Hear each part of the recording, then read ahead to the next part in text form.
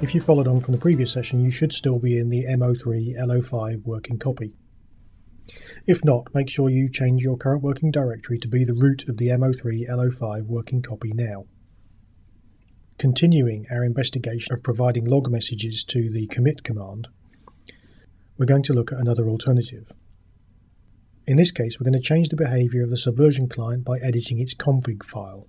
On Windows systems, this is typically found in the application data area associated with the user's account. So in this example, the user, owner, has their config file found in owner application data subversion config. So locate your config file and edit it. We'll look at the config file in various places throughout the course. In this instance, we're interested in just one setting. Scrolling down the file, you're looking for the section headed Helpers.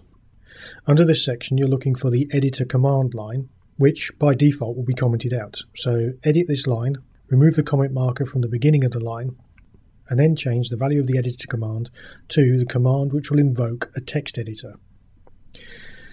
If at the command line you simply type the name of the text editor, then that's all you need to set in the editor command setting itself. If, however, your text editor does not appear on your path, you'll need to specify the full path to the editor command. In my case, I'm going to use Notepad, and Notepad is on my path, so I just change this to read editor command equals Notepad. And we save the new configuration back. Now, because the config file is read every time the Subversion client is invoked, we don't need to take any further actions. The configuration has now been updated.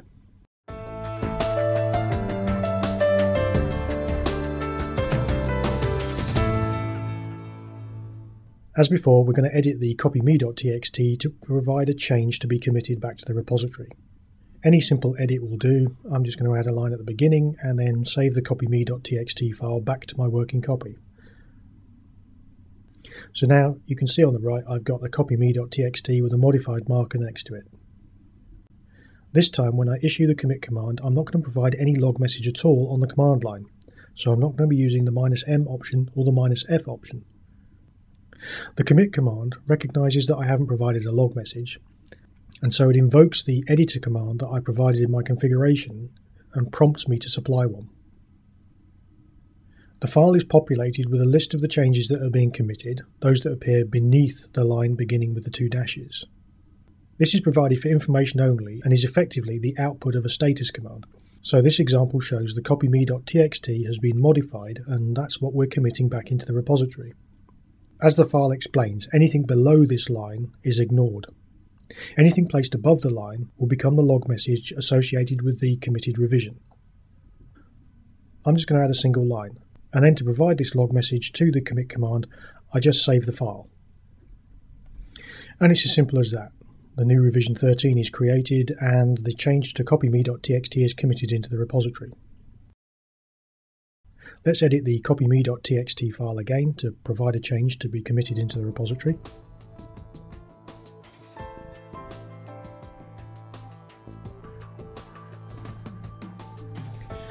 And once again, we perform the commit operation without specifying any log message on the command line. As expected, the Subversion client opens up our editor command and provides us with a file informing us that copyme.txt has been modified and prompting us to supply a log message. This time, however, I'm not going to provide a log message, I'm simply going to close down the editor. The commit command can't complete because no log message was supplied. So a prompt appears asking us whether we intended to abort the commit operation, continue with the commit operation without supplying a log message, or whether we want to reinvoke the editor to provide a log message. In this example, I'm going to select E for Edit. This will put me back into the text editor to provide a log message so that the commit can be completed. And now I just proceed as normal, adding in my log message.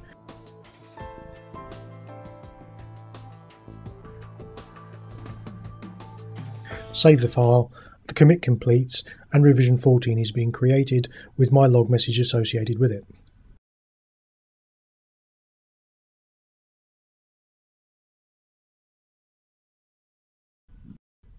An alternative way of providing the editor command to the Subversion client is to specify the environment variable svn_editor. In this example, I'm setting the svn_editor environment variable to point to the WordPad executable on my machine. Because WordPad doesn't appear on the path in my environment, I'm having to provide the absolute path to the WordPad program. Once again, the copyme.txt file is edited to provide us with a modification to be committed, and the commit command is run without specifying any log message on the command line.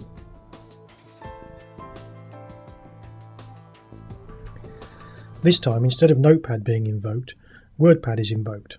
So you can see that the svn_editor environment variable takes precedence over any setting in the config file. Other than the fact that I'm using WordPad to edit the log message, everything else works exactly the same. I provide the log message,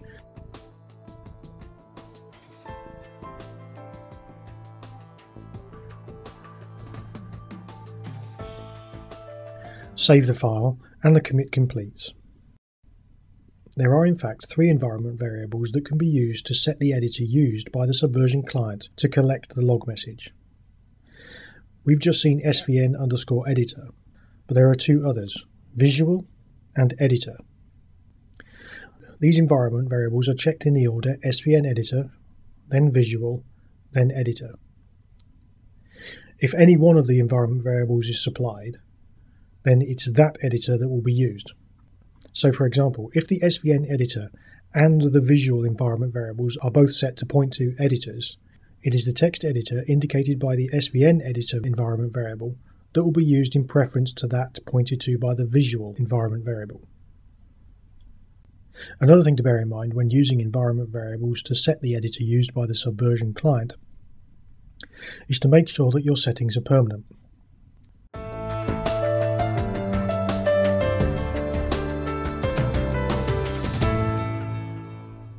Edit the file copyme.txt one more time, make a modification,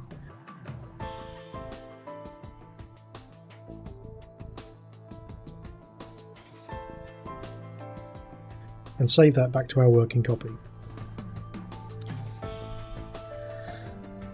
This time when we issue the commit command, we're going to specify the editor command to be used directly on the command line. In this instance, we're not providing the log message directly on the command line. We're providing the command which should be invoked by the Subversion client in order to gather the log message. To do this, we're going to use the editor command option. The editor command option always takes 1 argument, and this is the command that will invoke the editor used to collect the log message. In this case, because I know that Notepad is on my path, I can simply state Notepad. If, however, I wanted to use WordPad, I'd have to provide the string containing the entire path to the WordPad executable. And sure enough, Notepad is started up and I'm prompted for my log message. The important point to notice is that the editor command option provided on the command line has taken precedence over the environment variable. The environment variable svn_editor was still set. In actual fact, the editor command option will take precedence over both the configuration file and the environment variable. So the order of precedence runs as follows. First of all, if you provide the editor command option on the command line, this will take precedence over the environment variable. Environment variables svn_editor, visual, and editor are then checked in that sequence.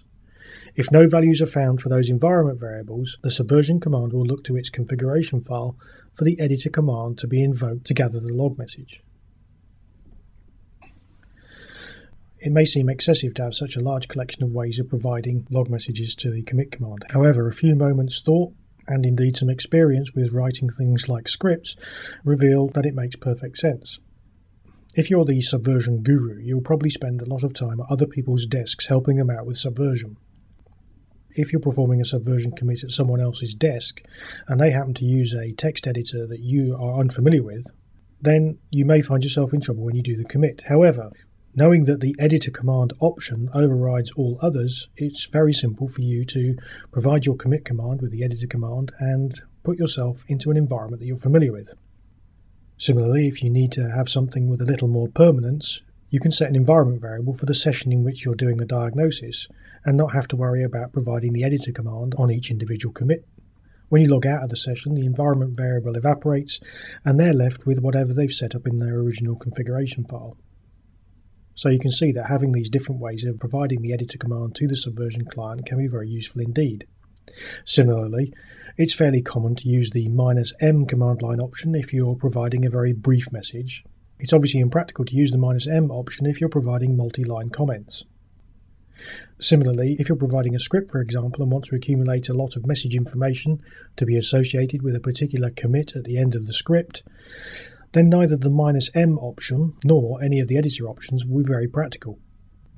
The -f option, however, is ideal. You simply have your script write out to a temporary text file any messages that you want to be associated with a revision, and then use the -f option to provide that temporary text file as the revision comment.